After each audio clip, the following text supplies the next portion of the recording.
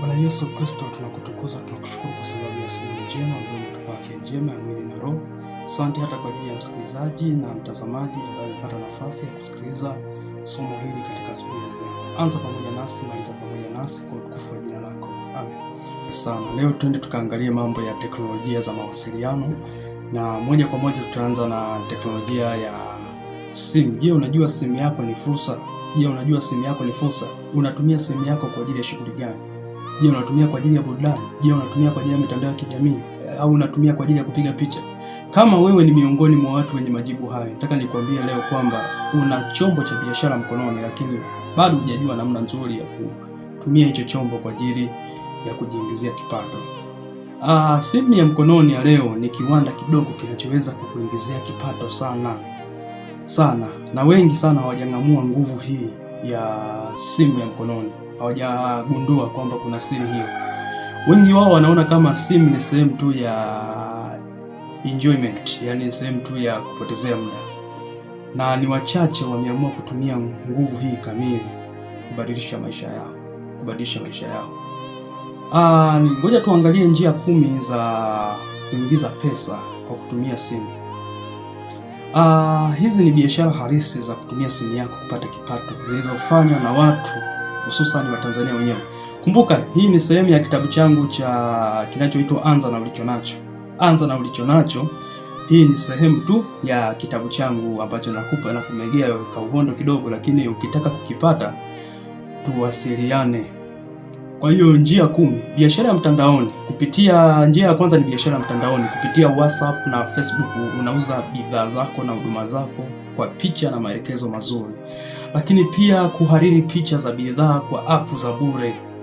Watu wanaouza bidhaa wanahitaji picha nzuri, unaweza kusaidia kwa malipo. Yaani ukatumia application zile za bure kutengeneza, kuboresha application za watu, basi watu wakafurahi kwa sababu unakuwa sosi, unaboresha biashara zao kwa kuhariri picha, kwa kuhariri mambo mbalimbali kupitia simu. Lakini pia jambo la tatu ni kuandika content ya mitandao kwa biashara.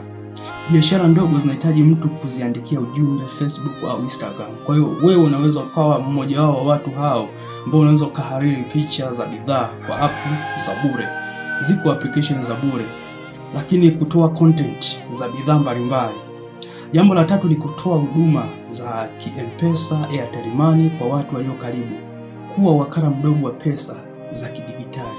Unaweza simu yako kukuingizia kipato kwa namna hiyo. Unaweza ukawa wakala mdogo wa huduma za M-Pesa, Airtel Money kwa watu wanaokuzunguka mahali hapo. Lakini jambo la jingine ni kutoa huduma ya kuagiza bidhaa mtandaoni kwa watu sio wajua. Watu wengi hawajui jinsi ya kutumia huduma hii. Wewe unaweza ukawa msaada, kuelekeza na kutoa huduma za kuagiza bidhaa. Ukawa kama wakala, unaagiza bidhaa kutoka from one place to another one. Kwa hiyo simu ina fursa nyingi sana, lakini pia kutoa huduma za data na kuchaji simu. Kuuza bando, kuchaji simu kwa bei ndogo inaweza ikawa moja ya fursa ambayo itakusaidia kuweza kufikia malengo yako. Lakini pia kutengeneza na kuuza nyaraka za kompyuta kama CV, unaweza kutengeneza barua, form za simu na mambo tofauti. Lakini pia kutoa ushauri wa teknolojia kwa wazee. Wazee wanahitaji msaada wa kutumia simu mpya. Kwa hiyo unaweza kuwa ni mmoja miongoni mwa watu ambao unatoa ushauri kupitia akaunti zako za kimitandao. Unatoa ushauri kuwasaidia wazee kwamba ili uweze kuvuka hatua hapa mzee, lazima ufanye hiki na hiki. Lakini pia kuwa mtangazaji wa bidhaa mtandaoni. Kuwa mtangazaji, unaelekeza watu bidhaa na kupata asilimia kadhaa, unapata asilimia kadhaa za kipato. Kuwa mtangazaji, unatangaza biashara za watu, unatangaza biashara, ndio hivyo. Lakini pia kufanya live streaming ya mauzo, mkutano wa mauzo mtandaoni kwa bidhaa za kawaida. Fanya, umewekeza, una kipaji fulani, fanya live streaming. Usitumie simu yako kama kifaa fulani cha kupotezea fedha yako, bali tumia simu kama kifaa cha kukusababisha ukasonga mbele. Kumbuka haya mambo yapo katika kitabu kile cha kitabu kile cha Anza na Ulicho Nacho. Lakini tuangalie Facebook na WhatsApp kwa biashara ya Tanzania. Tanzania ina zaidi ya mamilioni ya watumiaji wa Facebook. Hii ni soko kubwa sana linalokusubiri, na wengi wengi wa watumiaji hao ni wanunuzi watarajiwa wa bidhaa na huduma za aina nyingi. Jinsi ya kutumia Facebook kwa biashara: tengeneza ukurasa wa biashara, inaitwa Facebook page, bure kabisa. Pakia picha za bidhaa na kazi yako mara 2 kwa siku. Jibu maswali ya watu haraka na jiunge na vikundi vya Tanzania vya kibiashara na ushiriki. Lakini kuna WhatsApp Business ambayo ni chombo cha thamani kubwa, inakusaidia kuonyesha bidhaa zako kwenye katalogi, kutuma ujumbe wa moja kwa moja kwa wateja mara nyingi, na kuweka masaa ya kazi yako. Ni bure kabisa na watu wa Tanzania wanaitumia sana hii njia.